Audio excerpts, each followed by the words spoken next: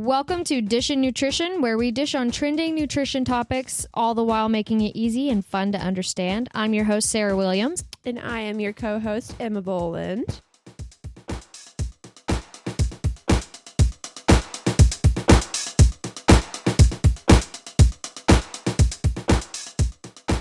All right, we're going to just jump right into this episode. It's a topic that I feel like everybody and anybody who has a body is talking about.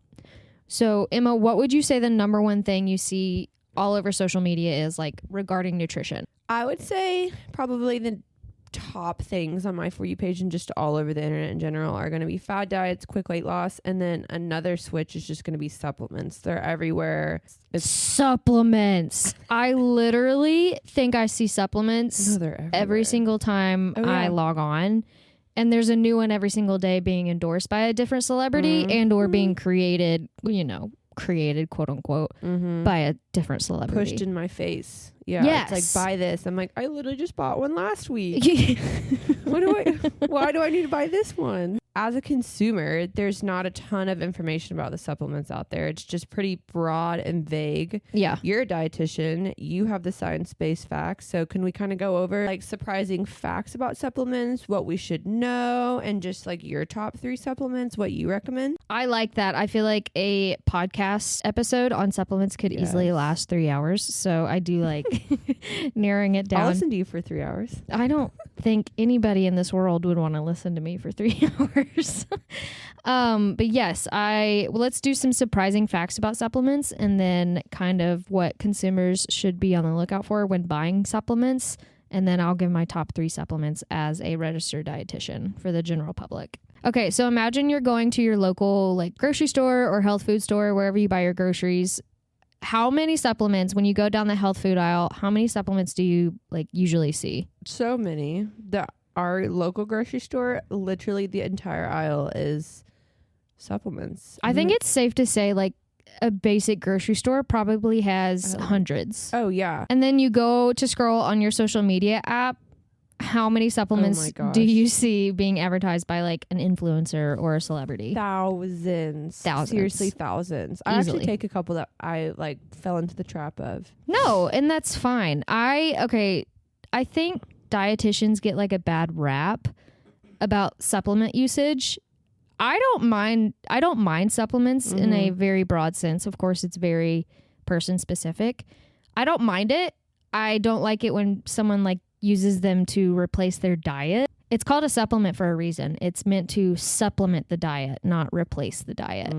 Okay, I'm going to be really boring here for a second, but it's pretty important to get like the terminology correct. So I'm going to be like quoting the FDA website for some of these things, but just bear with me. I'll try to make it more entertaining than what it is. So by definition, a dietary supplement is a product intended for ingestion and contains a, quote, dietary ingredient intended to supplement the diet. Sidebar, the term dietary ingredient can mean vitamins, minerals, herbs, botanicals, amino acids, enzymes, and live microbials, which is also known as probiotics. And then a dietary supplement can only have 2 types of ingredients. So the dietary ingredient that I just discussed, and then what's called, this is also even more vague, quote, other ingredients such as fillers, preservatives, sweeteners, etc. Do we like that? Yeah, it's fine. Okay. I don't mind it. It's just, again, so vague. Ridiculously vague. All right, so that's a little backstory, some back knowledge that you can have going forward into this episode when we talk about these surprising facts of supplements. So the number one surprising fact of supplements is supplements are not regulated by the FDA. Which is wild. I did not know that at all. And that's scary. No, yeah, it definitely is. Should I be concerned? Like, why is it not regulated? You shouldn't be concerned. You should be wary. Not concerned, but wary. So not regulated, it doesn't mean it's a lawless land. It doesn't mean like your neighbor Joe can just put a pill bottle onto the shelf and call it a day and you can go and buy it. The FDA is responsible for enforcing the laws and regulations governing dietary supplements, but it's pretty limited to post-market enforcement. So like after it's already on the shelves, unlike drugs that are like proven safe and effective for their intended use, like medicinal purposes, like over-the-counter medications and things like that. And unfortunately, there's not really any provisions in the law for the FDA to approve dietary supplements for safety before they reach the consumer, which is why I'm screaming from the rooftops, be wary, be wary, be wary. So what you're saying is my de-bloat pills might not actually be de-bloating. It's just a placebo. Well, supplements fall under a different regulatory category and can be sold without like prior approval. The FDA actually does not have the authority to approve dietary supplements before they're marketed. And then here's a quote from the FDA website. Again, so sorry that it's boring, but it is important to have all this terminology correct. FDA's regulations require those who manufacture dietary supplements to follow good current manufacturing practices that help ensure the identity, purity, quality, strength, and composition of dietary supplements. You can take comfort in, like I said before, that Joe Schmo just can't put a bottle onto the shelf and call it a day. Yeah, but you know who can? Someone with a lot of money. Someone with a lot of money. You are Hollywood. right. And is in movies? Maybe Yeah. a reality TV show? Listen, I'm not pointing fingers, but it's going to the west of me. Okay, so like I said, just because supplements aren't regulated by the FDA, it doesn't mean anybody can just create a supplement, although it kind of feels that way some days. Let me explain what a manufacturer must do in order to create and sell a new supplement in the United States. This is very specific to the United States. I'm not sure what goes on in the rest of the world. The number one thing they have to do is formulate. Obviously, the ingredients have to comply with the FDA's guidelines for dietary supplements. Pretty boring. Then they have to source their ingredients. They must source high quality ingredients from reputable suppliers, which I feel like is very vague and subjective. And I have a feeling that money plays a role in this portion of the practices. Then they have to test the supplement to verify identity, purity, and potency of the ingredients. And then that's when they do the actual manufacturing. And this is when the manufacturer follows the good manufacturing practices. These practices kind of ensure that the supplement is manufactured in a clean and controlled environment, minimizing the risk of contamination. Heavy on the word minimizing because it does not mean eliminate. Then you have to label the supplement, the serving sizes, the required warnings and disclaimers, like this has not been evaluated by the FDA, that you see on all supplements. Yeah. Then you have to give a notification to the FDA at least 75 days before introducing the product to the market. So we at least have a warning that it's coming to us. And then safety documentation, and then you sell and market launch. Super boring, but it's kind of important to know, there are steps that someone has to take before they can get it onto the shelves. That was surprising fact number one. It's not regulated by the FDA. Doesn't necessarily mean lawless, but it definitely doesn't mean under a microscope for quality, if that makes sense. So the second surprising fact of supplements is you can actually overdose or take some things in excess and it can be harmful to your body, which I don't feel like that's a surprising fact because I feel like that's common knowledge for anything and everything. But I feel like it's not thought about when someone goes and buys a supplement off the shelves and is recommended by an influencer. They're like, here, take this. I feel like the general public isn't thinking oh, I could potentially have an excess of this in my body and it cause. Well, I've probably done that. They make them flavored gummies and they're really good and I just eat them like candy. So, and then I have a headache after and I'm like, where could this be coming from? Definitely not the vitamins. No, so obviously vitamins are important for health. That's duh. But it can be harmful to our bodies if you consume some of them in excess. So we can break down vitamins further to kind of understand which ones we can take in excess and which ones that our body doesn't like. So water-soluble vitamins, they just get excreted in the urine when they're consumed in excess. So your body is like, oh, I can just excrete that. However, if you have a fat-soluble vitamin and you take too much of that, like vitamins A, D, E, and K, those can accumulate in the body and reach toxic levels. But what's the difference between water soluble and fat soluble? That is a very good question. So water soluble vitamins, they just dissolve in water and they're not stored in the body to a significant extent. They're just absorb directly into the bloodstream, and any excess amounts are like excreted into the urine. Whereas fat soluble vitamins dissolve and are stored in fat tissue in the body, which can be like kept over a long period of time, which can cause the toxicity levels because they are stored in the body. Since we have established that you can overdo it with vitamins, how would you know that you did that? Like, what are the symptoms? What happens? So I have a few of them written down specifically for the fat soluble vitamins. Yes. So if you take too much of vitamin A, you can get nausea, vomiting, headache, blurred vision. I think I've done that before. I think we all have it at least once in our life with those gummy vitamins that you mentioned. So good. If you take too much of vitamin D, which I will say it is hard to take too much of these vitamins, but it is possible. So that's why I want to give these disclaimers. If you take too much of vitamin D, you can have nausea, weakness, dehydration, kidney issues, and hypercalcemia, which is too much calcium in the blood. Not good. If you take too much of vitamin E, you can have like gastrointestinal disturbances, so vomiting, diarrhea, increased bleeding risks, weakness, blurred vision, and actually an increase of stroke. Not good. Ooh. And then a vitamin K overdose can increase a bleeding risk, liver damage, anemia, nausea, vomiting. So obviously all of these are not fantastic to do. So this is why we need to adhere to serving sizes in accordance to whatever supplements you are taking. Okay. Yeah, we should do a podcast on hot dogs.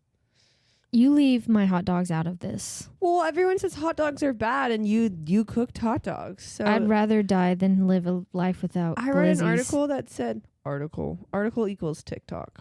Sorry, guys. That a hot dog takes 15 minutes off your life. I don't know how they know How would that. you quantify that? How would you measure that? I believed it. And then you made hot dogs. You know what? So. If that study does end up being true, I've taken at least 72 days off my life, and I stand by that. and I'll eat one tonight. And I'll do it again. Blah, blah. Okay, Emma, are you ready for surprising fact number 3? Yeah, let's hear it. All right. So mislabeling and contamination is what I labeled it, which is funny because it's called mislabeling. Like it was incorrectly labeled? I'm going to read a research article from the University of Mississippi's National Center for Natural Products Research that they just conducted. In general, there have been studies that shown that some supplements have been mislabeled or contaminated with substances that aren't listed on the label. This could include like allergens, toxins, or even like prescription drugs.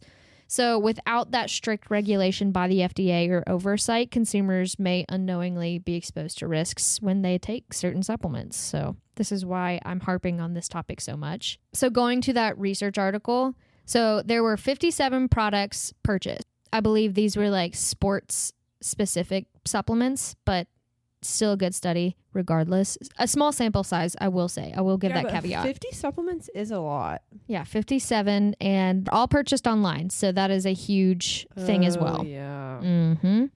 All right, so 23 of the 57, which is 40% of the products, did not contain a detectable amount of the labeled ingredient. 40%. So you're basically buying this, you're going in as a consumer thinking you're buying this supplement, and literally 40% of, like, obviously in this instance it was 57, whatever, blah, blah, blah, math.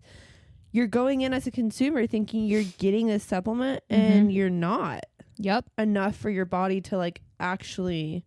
Is that what you're saying? Yeah. The ones that are not of the 40% that had no detectable amount of the labeled ingredient on the product, those that did have the detectable amount, the amount that they actually detected ranged from 0.02% to 334%. So there is, again, lawless wasteland of amount of quality. So it's like you go get a Sprite and it could either taste like water or it could be the spiciest Sprite you ever tasted. You just don't know. In essence, yes. That's awful. That's the way I relate it. No, I like it. And then 6 of the 57 products, which is 11%, contained a quantity of the ingredient within 10% of the labeled quantity. So only 11% of the products that they purchased, only 11% of them was within 10% of the labeled quantity, like that's on the nutrition label on the back. Oh, wow. Very small. And then the last statistic of the research was 7 of the 57 products, which is 12%, were found to contain at least one FDA prohibited ingredient.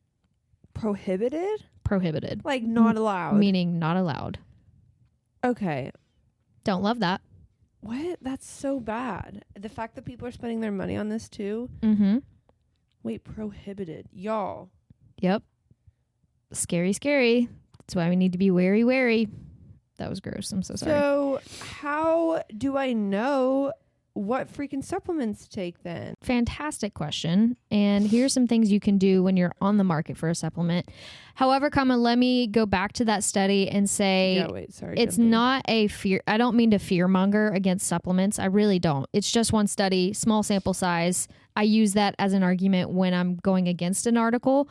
But I just want to use it as a warning to those who partake in like tons and tons of supplements and just grab them off the shelves when they're at the grocery store. And I just want you to be a little bit more cautious in choosing your products. So there are things we can do as a consumer when you're on the market for a new supplement. The number one thing I want you to do prior to beginning a supplement regimen, I want you to talk to your doctor. As annoying as that is to hear, I understand the nonchalantness of, I'm just going to take this and it not be a big deal. But I cannot emphasize enough how important it is to talk to your medical team. It may not even be your doctor. Talk to your dietitian. I don't care. Talk to someone on your medical team prior to starting a supplement regimen, because there are things that happen that you may not even think of. There can be drug interactions, your medical conditions, your medical history, your familial history. So many things play a role, and I want you to go in with 100% informed consent prior to starting the regimen. I'm just saying that so I'm not sued. And also, as a person that works in the medical field, it is so important to clear it with your doctor prior to beginning it. That was number one. Number two, when you're in the market for a supplement, you asked, how do we know if it's a good supplement or not? Meaning like the purity of the ingredients and the quality and the quantity. You can look and seek out for third-party tested supplements. Have you ever heard of that? Like third party, so as in like trials or testing? Yeah, so third-party testing refers to a process where an independent lab, which is not affiliated with the manufacturer, so like whatever the results are unbiased. And they assess the quality. Yeah, they assess the quality, purity, potency of this said supplement. That's good. Yes, it just means the product has undergone like additional scrutiny beyond what the manufacturer may have done just internally, which we want to trust manufacturers, but sometimes you just can't. It's good to be wary. Nobody. I think I have said the word wary how many times in this episode? Oh, I love it. It's good to be on your guard though, because if you're putting it in your body, you need to. That is like the most intimate thing that you can do. So if you're going to be wary about something, let's be wary about this. So third-party testing just ensures that the supplement is high quality and free of contaminants and impurities. And the way you can find third-party tested supplements is, one, you can go online and look for like a legitimate list, or there is a label on a supplement and it's third-party tested. I do have a question. Yeah. So like I take L-glutamine. Mm-hmm. Like that's a standard. Wait, would you consider that a supplement? Yeah. Okay, like I don't know if they're third party tested, but everybody, like doctors recommend L-glutamine. So so it's not necessarily what the supplement is. Oh, okay. It's the manufacturer behind the said supplement. Oh, okay. Yeah. So like L-glutamine is fine, but you want to be sure that's what you're consuming. That's what I'm talking about right now is like, okay, I want to take this. I just want to make sure like that's what I'm actually putting into my body. Okay. Because like it's recommended by doctors and things like that. When they're mentioning the supplement, when I'm talking about the supplements, I want you to be sure like that's what you're actually ingesting. Yeah, and it's not like there's not prohibited ingredients in it. Exactly. Yeah, It's not okay, contaminated, gotcha. mislabeled. The quantity is actually correct on the bottle and everything. I see.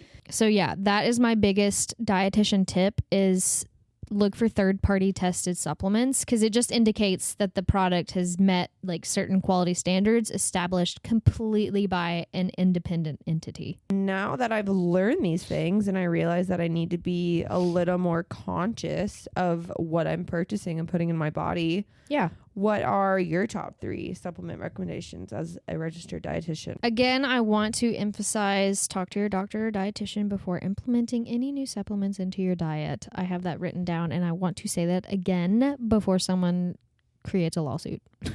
And I also want to re-emphasize that food first, supplement second. I like to get my vitamins and minerals and micronutrients from food first, but we don't live in a perfect world. Sometimes we're sick. Sometimes we have cravings that miss our mark for micronutrients that we need for the rest of the day. Supplements are meant to supplement the diet, not replace. So like aid or like boost? Yeah, just fill in gaps. Okay. You know, they're just little helper bees. The number one supplement that I would recommend for the general public, if you have medical conditions, if you take different drugs for prescription drugs, this does not apply to you, but you can take this with a grain of salt. This is just my opinion. I hate that I have to give so many disclaimers, but it's important to do. Number 1, multivitamin. As boring as that is, easy. a multivitamin. And you know what's great about multivitamins? They don't need to be taken consistently to be effective. You can use it like on an as needed basis. Yeah. Really? Mm-hmm. I didn't know that. So like if you know you partook. Like if I'm going to a wedding, I'm going to indulge, like that type of thing? Yeah. So like if you didn't have the most nutrient dense weekend or you were sick, a multivitamin is a great way to fill in some nutritional gaps. It's not going to fix your ailments, obviously, but it can assist in like adding in some key micronutrients that you may have missed out on in said. Interesting. Yeah. I didn't know that. I need to take a multivitamin. Multivitamins, I love me a multivitamin. I'm not going to say brands or anything specific, but I will say seek out those. I mean, if you do want to create a partnership, you have to be third party tested. So yeah, multivitamin is my number 1 recommendation for a supplement. If you feel like you're missing out on key micronutrients, my second supplement that I would recommend to the general public is a omega-3 fatty acid. I've heard that word before. So omega-3s are usually found in like foods like fish, seafood, nuts, or seeds. So if you're someone who does not partake in those regularly, at least 2 to 3 times a week, I would recommend an omega-3 fatty acid. It's great for like brain health, heart health, and even potentially cancer prevention. Love it. The only downside with the omega-3 fatty acid is that a lot of people complain about is it kind of smells. Yeah, it has a smell and it kind of has like a fishy aftertaste. I did read like a hack that if you don't want the fishy aftertaste, you can put them in your freezer. Oh. Yeah. Does that not affect it? No. So don't take my word for it. If it still tastes fishy, I'm not liable. And my number 3 recommended supplement for the general audience is a probiotic. Yay, that's my favorite. We love probiotics around here. I love probiotics. I work with a lot of probiotics in terms of like being a content creator only because I love probiotics so much. They help support a healthy, balanced gut as well as replenish the good bacteria that may have become depleted. Like if you're sick, your gut is everything too. Your gut is everything. I wish I had all the time in the world to discuss research and findings regarding gut health, but honestly, there's not enough time in the world. Yeah, it connects directly I want to say in a very broad sense that it connects to most things. Specifically, very specifically, that's been kind of heightened in research recently is immune health. So specifically, if you can find a probiotic that is a prebiotic, probiotic, and a postbiotic, I love that. Not the end of the world if you can't find one that you like. If it's just a probiotic, fantastic. Not the end of the world. But I do love it having those 3 components. Make sure that the coating of the probiotic can withstand the stomach acid. So there is a brand that I'm working with. I'm not even going to name drop them. The probiotic is like triple coated, so it can withstand your stomach acid and actually make its way to the small intestine to be able to do what it needs to do. Huge conversation to be had. You can't even condense it into a podcast episode. But yeah, those are my 3 recommended supplements as a dietitian, and have just been who used to work in the general public and just kind of knowing like what people usually lack in their diets. Those are what I would recommend for someone if they're like, I want to take a supplement and boost my daily health. I would start off by recommending those, again, after talking to your doctor. What would make somebody want to take a supplement? I think there's a lot of factors, both like dietary and environmental, that would cause someone to maybe consider a supplement. Again, supplement the diet, not replace it. But a few of them could be just mineral and nutrient loss. If you're someone who doesn't necessarily partake in the most nutrient dense foods, and you're aware of that, it's not necessarily the best thing in the world, but it's not the worst thing in the world. Being aware of that is step number 1. And if you choose to be meat free, like vegan and dairy free, that's totally fine. But like if you're vegan, so you would say you're obviously not getting that iron. So would you supplement with iron? Is that kind of what you're saying, or no? Yeah, that's definitely what I'm saying. I'm not saying like vegans need an iron supplement, that's not what but I'm saying at all. I'm just saying in that instance. As the example, yes, definitely. Yeah. So like food preferences or intolerances 1000% can play a role into wanting or needing a supplement.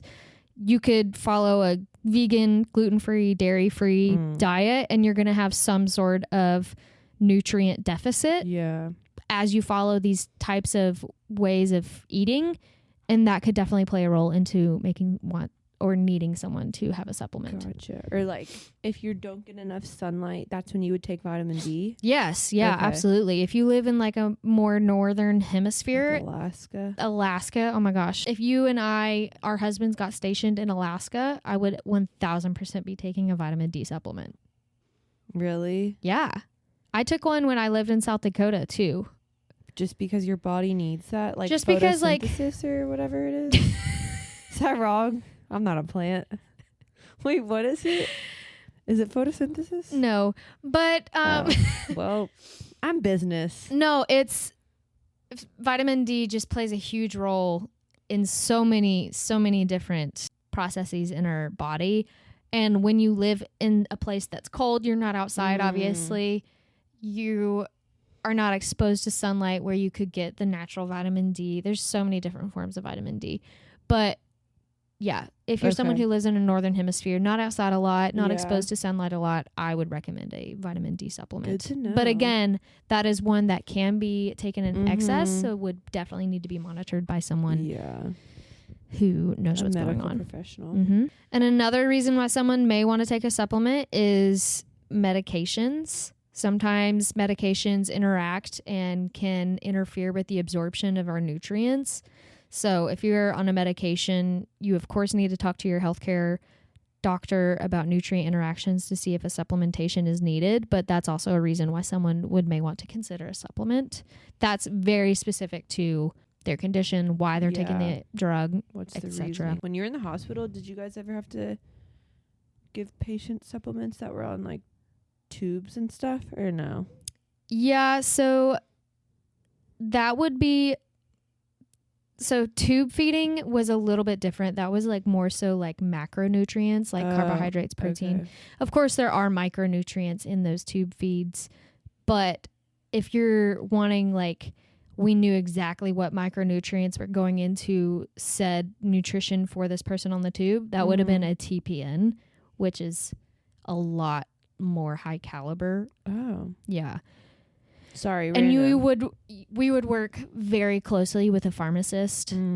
That one, yeah. So that is TPN scared me. Yeah. TPN scared me because it was so much more intense. And feeding tubes scared me too, but TPNs were like super scary. Higher level, really. Yeah. And then of course, we'll say the last reason why someone may want to consider a supplement is like what phase of life you're in. So like pregnant? You and I, You and I are in our 20s. Yeah. We're in a monogamous relationship. It would behoove us to probably take a prenatal vitamin because pregnancy is a possibility regardless if it's planned or not. Anyone who is of childbearing ableness, it would probably behoove them to take like a prenatal or a multivitamin. Behoove. What does that mean? It would be smart of you. Oh, I didn't know that. Yes, because, well... So if I'm trying, yeah, taking a prenatal could still be beneficial? If you're trying to get pregnant? Yeah. Yes, it would 1,000% be beneficial.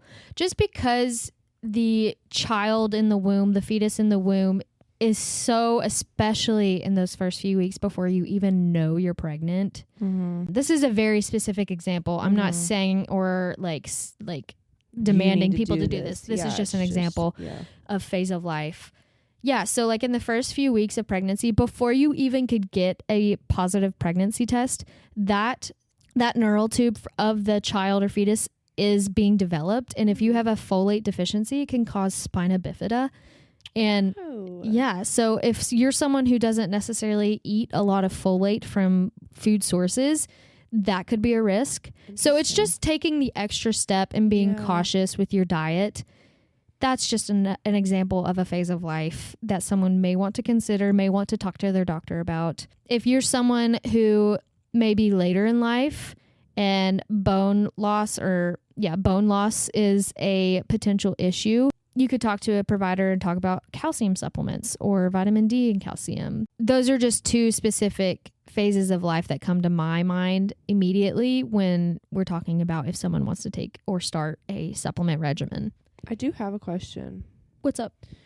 Like, depending on how, because we talked about this earlier, depending on how people, so like, so for people with dietary preferences, like if you're a pescatarian, if you're vegetarian, if you're vegan, which are all great if you choose to do that in your life, like that, no, not demonizing that at all. Just saying, if you are in like that type of dietary decision, should obviously consult with your medical professional, but do you think supplements should be added in because you're not necessarily getting...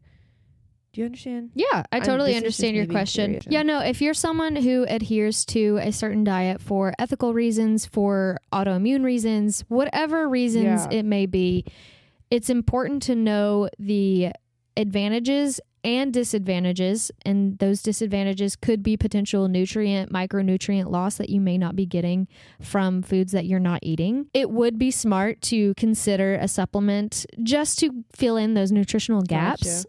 Again, it is so person to person, diet to diet specific that it would need to be like discussed with a dietitian or a doctor. But yes, it would totally be smart of someone to kind of acknowledge, hey, I want to follow this dietary preference, but I do realize if I am a vegan, I may be deficient in vitamin B12. So I may want to talk to my doctor about starting this. That way I can fill in that nutritional gap type thing. Yep. It's definitely smart to just kind of be aware and cognizant of potential nutrient losses if you choose to follow a certain dietary preference. That's cool. All right. I think that pretty much covers the world of supplements. Again, it was such a broad and vague topic that it would take years and years to cover every single supplement that's on the market. No, literally. But I feel like we covered a good reason why you would want to start a supplement, why you would not want to start a supplement type way of thinking. You know what I mean? And just being wary of like what's being pushed to you on the internet, because for me personally, I did find one of my probiotics that I take, and I do love it. I did find it from the internet, but it was from somebody who I trusted. So that's why I purchased it. But just being wary and conscious of why somebody may be pushing a supplement. Absolutely. It's good to question. It's good to think through decisions, and it's good to be wary, especially when purchasing supplements. Perfect. That was a fantastic second episode of Dish and Nutrition. If you have a topic that you want us to discuss, you can go to our Instagram, Dish and Nutrition Podcast, and there is a story highlight on there, and there's a Q&A box. You just put it in there, and we will look at them going forward, and we will implement them into our episodes. You've been dished. You've been dished.